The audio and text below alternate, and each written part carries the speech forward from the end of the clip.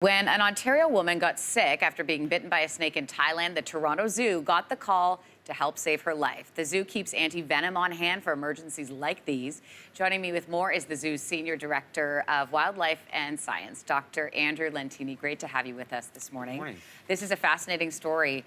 Let's talk about that call that you got about this woman in particular.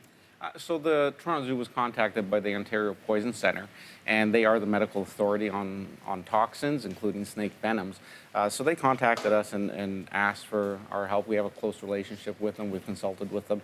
Snake bite treatment in Ontario is not something most doctors deal with, so we're often called on for our expertise in that.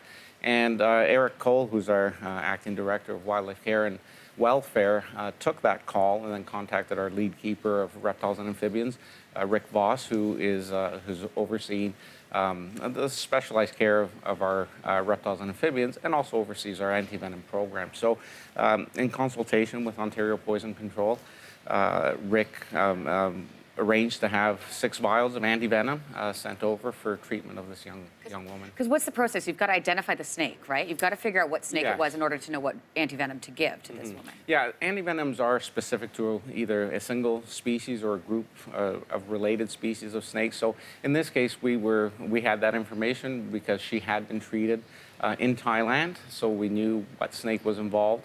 And the decision to send our anti-venom was a bit complex because the anti-venom that we have is actually for North American pit vipers, and she was actually bitten by a Malaysian pit viper, which you could consider something like a first cousin to that species. So Did you know it was going to work, or were you kind of keeping your fingers crossed? Well, we were not necessarily keeping our fingers crossed. We were pretty confident. Very closely related, so the structures of the venom is very similar, so the anti-venom should have had a good effect, and it appears that it did. And when I say this call came in, how urgent was this to get the anti-venom to this woman? Yeah.